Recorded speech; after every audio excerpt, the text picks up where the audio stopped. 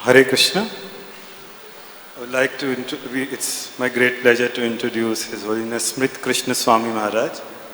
Maharaj is from Sweden and he joined ISKCON in 1970 and he met Srila Prabhupada in Germany and that's where he received spiritual initiation from Prabhupada in 1971. In 1973 he moved back to Sweden and with a group of devotees he was preaching Krishna Consciousness in Sweden. And he spent a few years distributing Srila Prabhupada books. Later as he was serving as a Pujari Shri Radha Gandharvika Giridhari in Sweden. He accepted Vaishnav Sannyas in 1986 in Mayapur and since 1988 he is initiating spiritual master. Maharaj is known for his very simple-hearted nature and also for his very enlightening classes based on his realizations. With a group of devotees in Sweden, they are running a farm community which is spread over 450 acres. And as his interest, as his mission, he likes to encourage devotees to take up farm communities and work on the concept of self-sufficiency and cow protection in ISKCON. So we are very grateful, Maharaj, that you have taken out time and you're sharing your realizations with us. We would like to welcome His Holiness Smita Krishna Swami Maharaj in a traditional style by loudly chanting 3 times. Haribol! Haribol! Haribol! Hare Krishna. Thank you.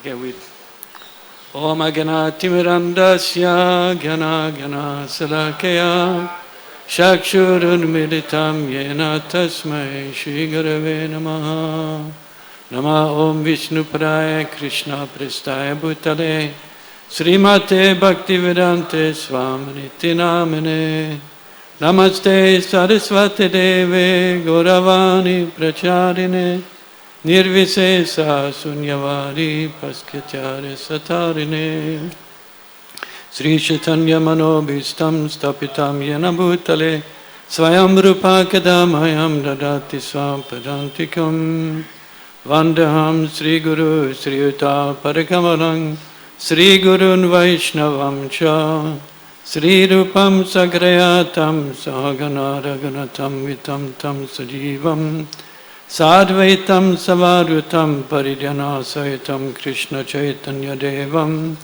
Sri Radha Krishna Padan Sahagana Lalita Sri Vishakam Vitangsha He Krishna Karuna Sindhu Dinabandhu Jagatpate Gopisha Gopika Kanta Radha Kanta Namostute Tapta Kanchana Gaurangi Radhe Vrindavaneshwari Vrishabhanu Sutadevi Pranamami Hari Priye Vanchakalpatrubhyascha Kripasindhubhe Vacha Patitanam Pavanebhyo Vaishnavebhyo Namo Namaha Sri Krishna Chaitanya Prabhu Nityananda Sri Advaita Gadada Shiva Sri Gaur Bhakta Vrinda Hare Krishna Krishna Krishna Hare Hare Hare Rama Rama Rama Hare Hare Om Namo Bhagavate Vasudevaya Om Namo Bhagavate Vasudevaya Om Namo Bhagavate Vasudevaya. So we're reading from Srimad Bhagavatam, 11th Canto, Chapter 14, Text 23. Kindly repeat. Katam Vina Roma Harshanam Dravata Shetasam Vina Vinanandasru Kalayam Sudyed Bhaktya Vinasayam Katam Vinaro Maharshanam Katam vina romaharshanam Dravata shetasa vina Dravata shetasa vina Vinanandasrukalaya Vinanandasrukalaya Sudyed bhaktya vinasaya Sudyed bhaktya vinasana Katam vinaramaharsham Dravata shetasa vina Vinanandasru kalaya Sudyed bhaktya vinasaya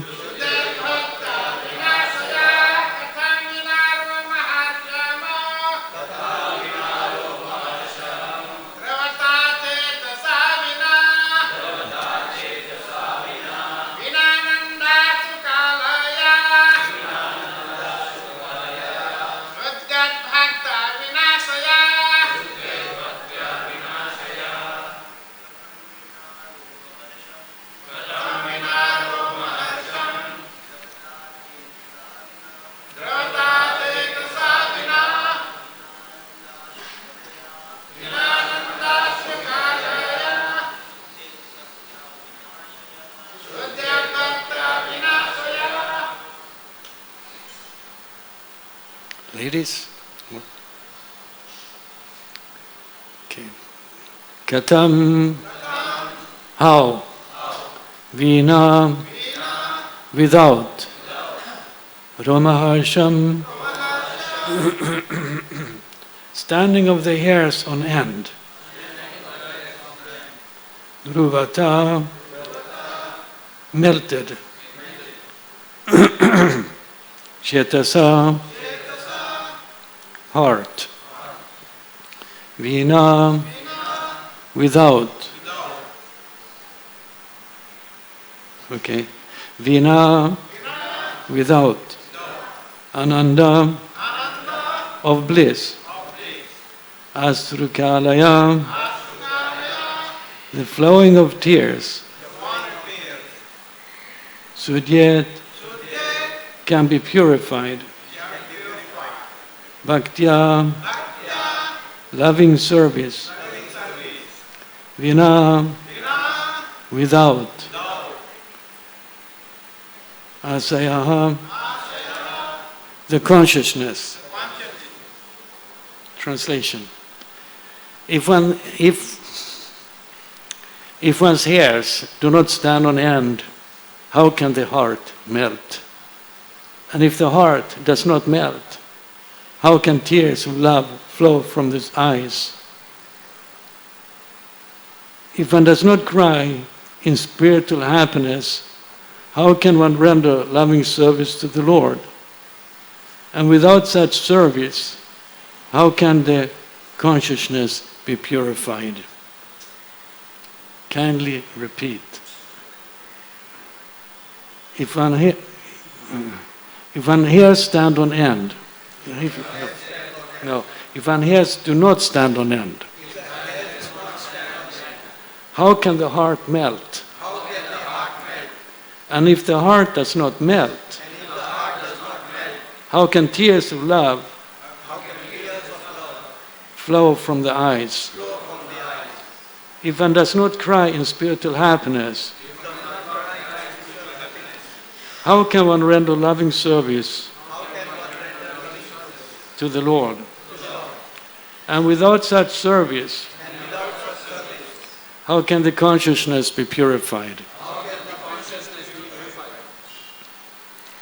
Purport. Loving service of the Lord is the only process that can completely purify one's consciousness. Such service produces waves of ecstatic love that completely cleanse the soul. As mentioned earlier by Lord Krishna to Sri Uddhava, Other processes such as self-control, pious activities, mystic yoga, penances, etc. certainly purify the mind, as stated in many authorized literatures. Such processes, however, do not completely remove the desire to perform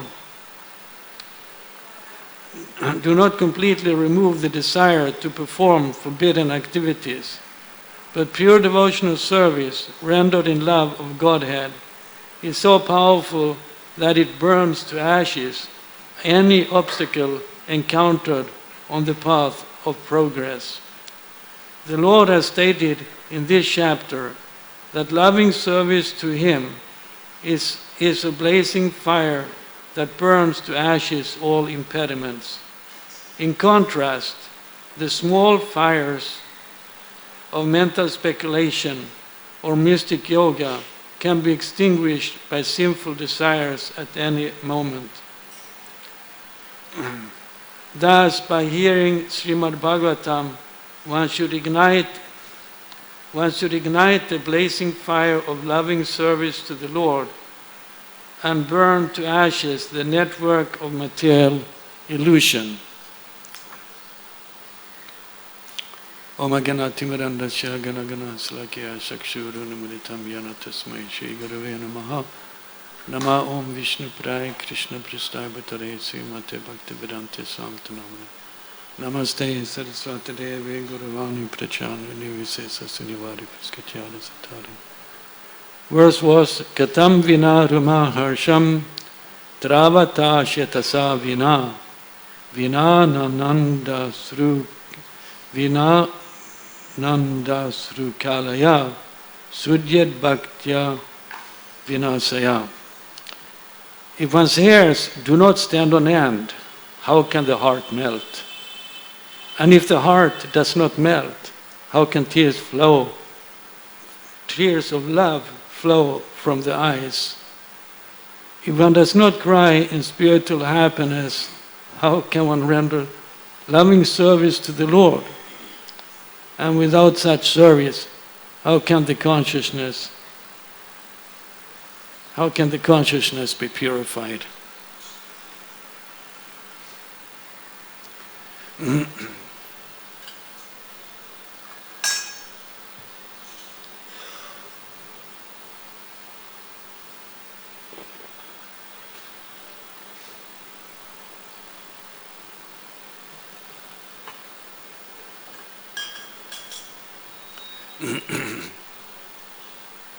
So here is questions put to us.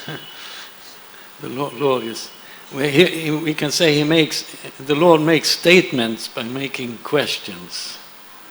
So that's, if your hair does not stand on end, how can the heart melt? Well, this is where are we in our spiritual life? Of course, what do we know what other devotees experience? Sometimes maybe some devotee asks, "Oh Maharaj, please tell what's something about your experience or your relationship to Krishna or something." But then usually I say, well, that's private. Whatever happens or does not happen, you can imagine something, but then maybe something is just farther plain. Whatever happens, it's between you and the Lord. Maybe you and your spiritual master, but it's not. It may not be known by others. So therefore, who do we know? How do we know? How do you know if someone's hair is standing on end? Well, you should know if your own hair is standing on end. That you will notice.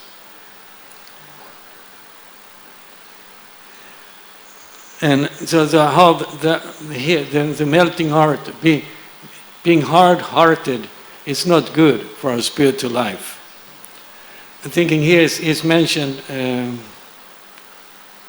Okay, and then he said, if the heart does not melt, how can tears of love flow from the eyes? So there's tears of love flowing from the eyes. But then a prerequisite for the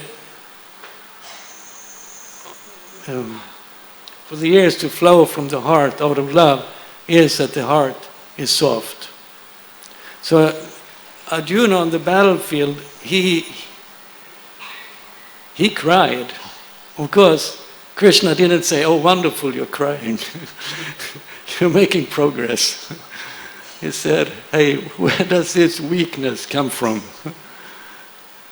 This does not behoove someone who is spiritually advanced or spiritually advanced or in an advanced position in society. You shouldn't be, well, soft-hearted, sentimental. We could say sentimental.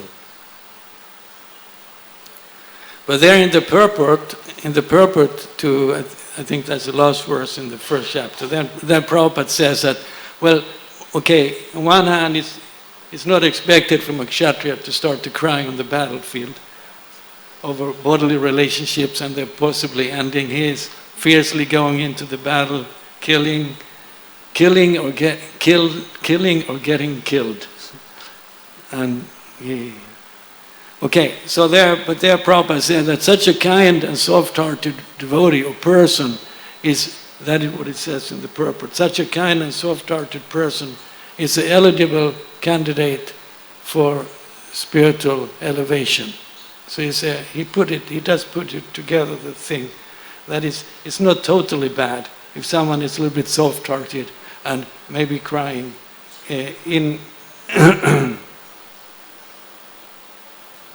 Of course, we should say, well, it should be out of love of Krishna. So Arjuna there, it wasn't really out of love of Krishna.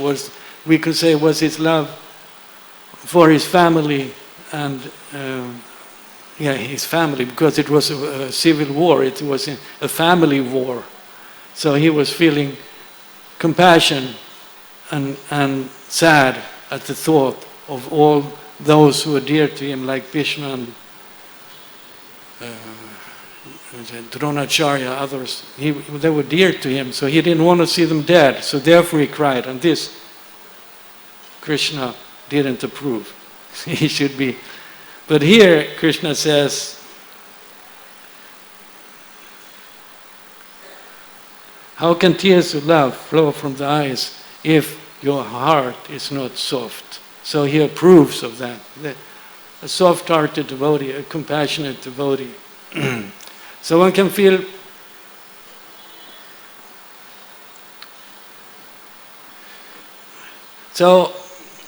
feel reason to cry. I mean, as Arjuna in one sense, due to bodily relationships, bodily concerns. But here it's Krishna is asking for how can tears of love? Well, tears of love. Okay, so we say, well, if you love someone, why you should cry? Why are you not happy? You should be in ecstasy, isn't it? Prabhu, dance, be happy, be ecstatic. Okay, so, but here Krishna says, no, in one sense, you should cry. But of course, for a different reason, out of, we can say, separation from Krishna, or maybe from meeting Krishna.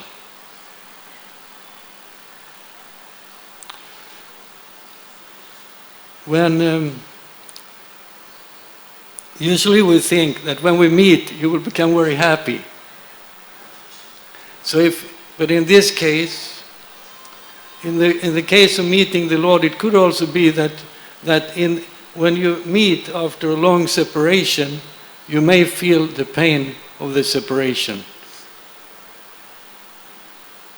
Because then you remember, and in any case, there's also the fear, okay, now we meet, that's Radha and Krishna and the gopis. Now we meet, but soon we'll be separated again. So that's another reason to say, cry or lament, or there's a small lamentation in the heart, because the fear is there that the meeting will come to an end. You can't take it for granted. That's one thing. We can't take it for granted that Krishna is there. That's another thing. Maybe there's times when Krishna reveals himself in one way, in small ways, in small drops to the devotees, and then he disappears. It's like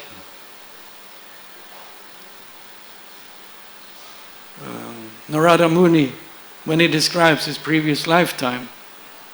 So he entered into ecstasy in previous lifetime. As a little young boy, he was traveling around after his mother's death, having been initiated by the Bhaktivedantas. He was traveling as a sadhu, and he was in the forest, and he took he took a dip in the river, took some water, made Ajman, sat down under a tree. I don't know if it really says under a tree, but it's in the forest.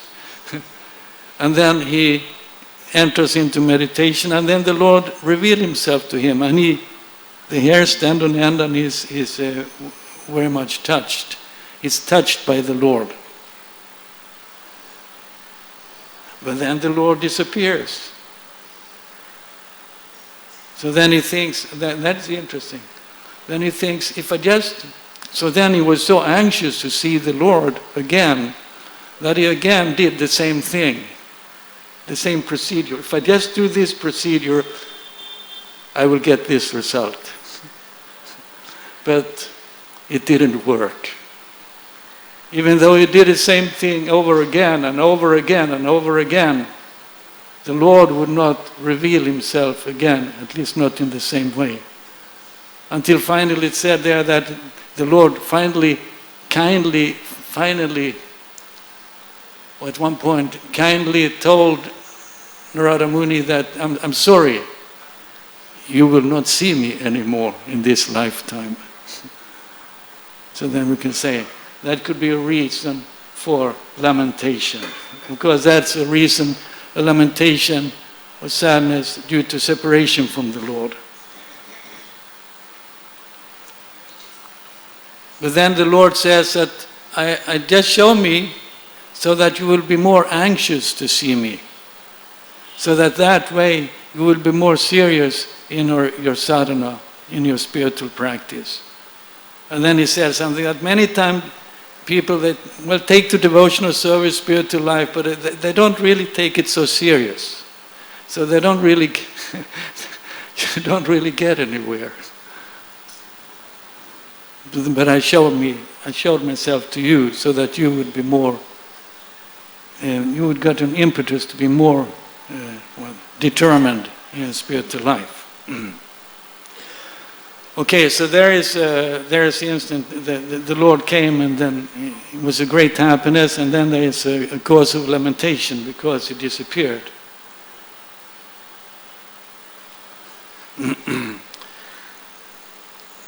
Because we can take it that this verse describes devotional service at the highest platform or topmost level, where the devotee actually is fully absorbed and actually crying. The hair is actually standing on end, and there's actually tears from the eyes. And, Krishna says, then he says, if one does not cry in spiritual happiness, okay, here. This feeling of the separation of the Lord is a spiritual happiness. It's a different side of spiritual happiness. So that may also mean that our concept, our beginning concept maybe, of what spiritual happiness is supposed to be, may not be totally accurate. And so that the Lord is actually, to actually, what did it say here? To cry in spiritual happiness. That's interesting. So we have to watch out if we see a devotee cry. Prabhu, don't cry. Leave it, give a little bit of space. Maybe it's in spiritual happiness. And usually we connect crying with being sad. And of course, In that sadness, there could be a certain happiness. Okay, spiritual happiness. To cry in spiritual happiness for Krishna. Cry in separation from Krishna. In the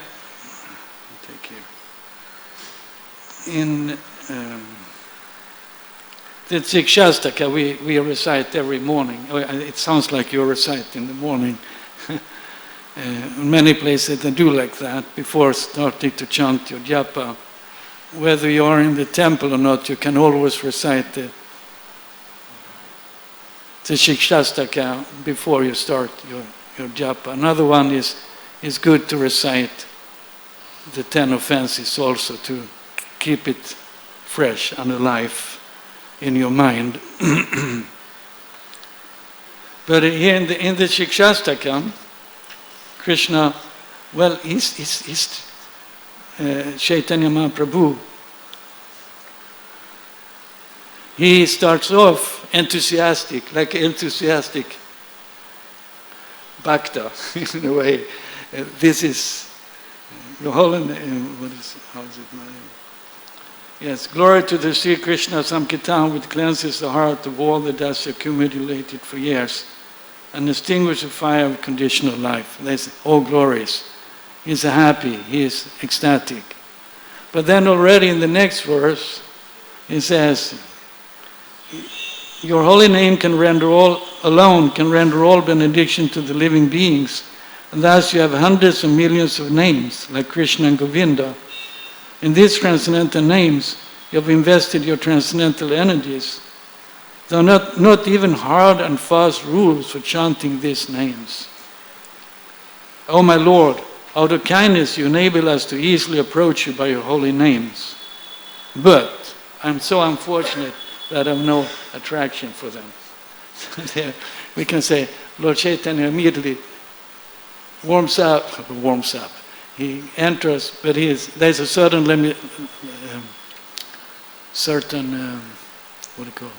lamentation. Why don't I have any attraction for them?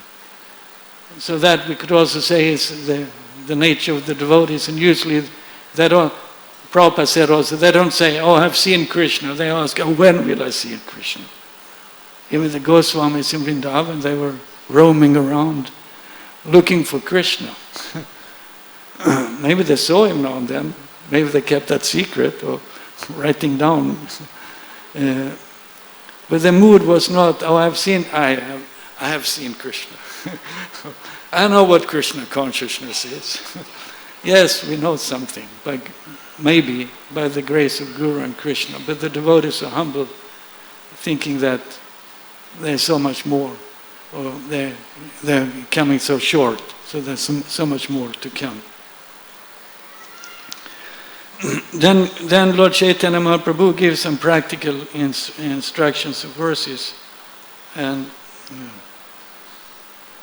then there is lamentation.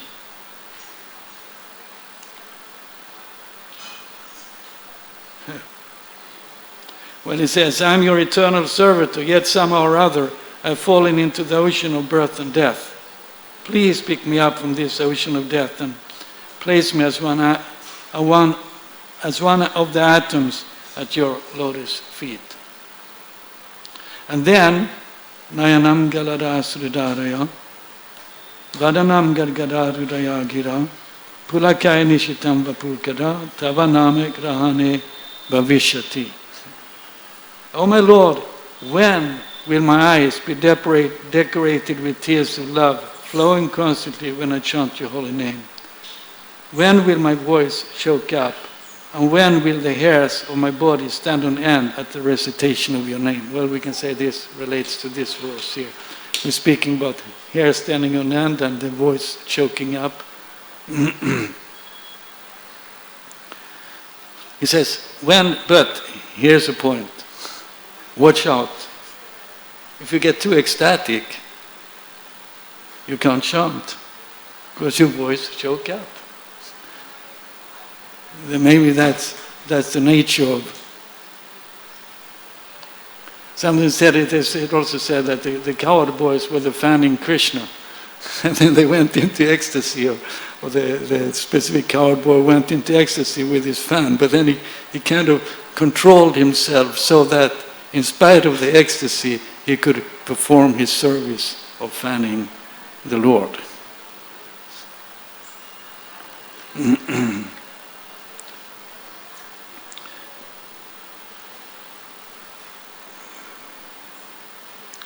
And then Yugayatam Nimeshena Shakshusha Pravisayatam Sunyayatam Dagat Sarvam Govinda Virahename. Or Govinda, feeling your separation. Here Lord Chaitanya is feeling separation. So we can say there's tears coming out of love, coming in the feeling of the separation. I'm considering a moment like 12 years or more. Tears are flowing from eyes like torrents of rain. And I'm feeling all vacant in the world in your absence. So we could say here he's feeling separation. We can say that's a feeling, crying, what would he say? He's crying in spiritual happiness. He's feeling the separation from the Lord. And that's contradictory. It's like actually a way of meeting the Lord. Okay, so that is, we can pray, we can serve, we can pray to the Lord, to the Guru, to the devotees, previous acharyas, that they kindly bless us so that we may come to that platform where we actually say, praying, crying in the separation from the Lord. The end of the purport here is mentioned the devotional service that it eradicates is mentioned here also. And without such service, how can the consciousness be purified? The full purification is when our love for Krishna is fully awakened. And then the other processes that also purifies the heart, but not to the same degree, and maybe become overcome by material desires. Whereas pure love of Krishna, as described here, you will not be overcome by material desires. And then, so in the end of the purport, it stated, thus by hearing Srimad Bhagavatam, one should ignite the blazing fire of loving service to the Lord and burn to ashes the network of material illusion. So we can say,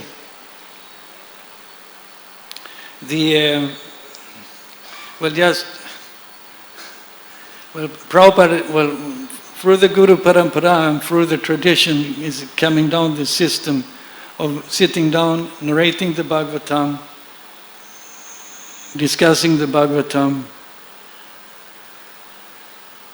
hearing the Bhagavatam, and in that way awakening our love of Krishna. Chaitanya Mahaprabhu, he asked Ramananda Roy to give some verses describing the perfection of human life. And Ramananda Roy gave a few verses, started, but Lord Chaitanya Mahaprabhu was not satisfied. Even Sarvadhamam Parityaja Mamekam Saranam Vraja. I don't know what it was. Too much renunciation.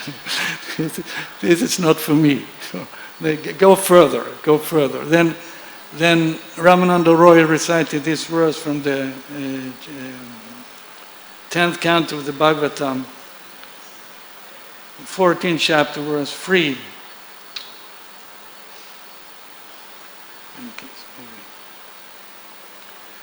Where Lord Brahma, it's a prayer by Lord Brahma to Krishna. And he says, my dear Lord, those devotees who have thrown away the impersonal conception of life. I don't know if the devotee can have it, but in any case, becoming a devotee, you give up your impersonal conception of life, and giving up mental speculation and speculative knowledge as a mental speculation, And we can also maybe speak about materialistic speculation, whatever speculative processes. They say, perfectly fine. They can, and then it says, and therefore giving up the process of speculative knowledge, can remain situated in their established social positions, and with the body, mind and words, they should offer all respect to the descriptions of your personality and activities, dedicating their life to these narrations, which are vibrated by you personally and by a pure devotee. They will certainly conquer your lordship, although you are otherwise unconquerable by anyone within the free worlds. So there he said, you don't worry about changing ashram, or you don't have to leave the grihastha. You don't have to become a brahmachari either. Well, in one sense, we have to. But external designations, we can say external designations are not important. Then he says, you dedicate body, mind and words to hearing these narrations. So that dedicating body, mind and word to the narrations of the Lord means to taking shelter of the Lord in the heart by the process of chanting and hearing. With body, mind and words, that's sannyas. So well, you don't have to externally take sannyas, but internally we can say the important thing is that we internally are in a mood of dependence on the Lord. And are in the mood of wanting to serve the Lord and please the Lord and satisfy the Lord. And we are willing to use body, mind and words for that purpose. Well, that's sannyas, because that's we used to say the 3 dandi, actually our danda is 4 dandas or 5 dandas, depending how. But in any case, it's a symbol. We dedicate body, mind and words to the service of the Lord.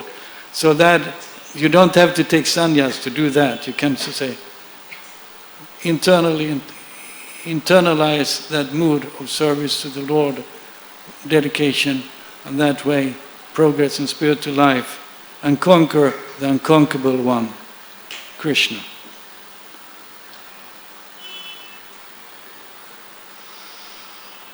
And then you may cry. You conquered him, but he maybe makes you cry. The gopis were crying also, so you may feel the separation. Then when we met, then maybe we have a stronger feeling, desire, and then we may be more inclined to cry for this in the separation of the Lord. Yes, so Prabhupada gave us this, we are given through ISKCON, through Prabhupada's kind grace and mercy, this institution wherein whatever else is going on in the good temples, in the most temples, you have the Bhagavatam in the morning. So if you can't do anything else, you can come. In case you're living in the ashram, that's not a problem. If you're not living in the ashram, to come, sit down and hear the Bhagavatam. And if you listen nicely, they will ask you to speak also. And at one point you may have to speak yourself, after inquiry to speak yourself also. And in this way, we can say our tradition is kept alive.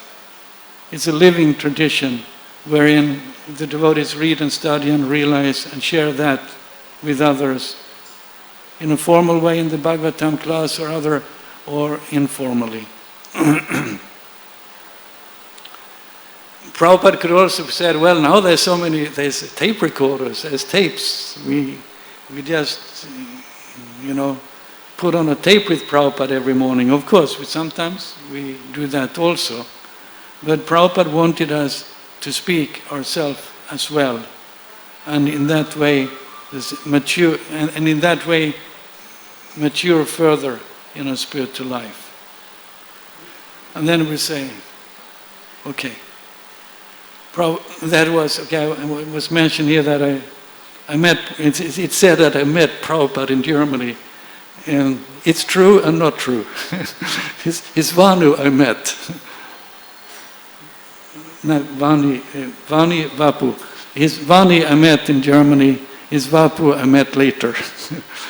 In Sweden and in Paris and in Germany also, in London, like that. But in the beginning it said, if the Prabhupada said something, a vague memory, it's stating that it's come from Srila Bhaktisiddhanta Saraswati Thakur, that if you hear nicely, you will be able to speak nicely. So therefore, whatever else you can do, sit down, hear nicely, take in, get purified, and eventually be able to speak also. And in that way, meaningfully engage in devotional life, in spiritual life, and progress. And in due course of time, we will leave this world behind, thinking of Krishna in the association of devotees. Hare Krishna. So maybe I have some question or comment.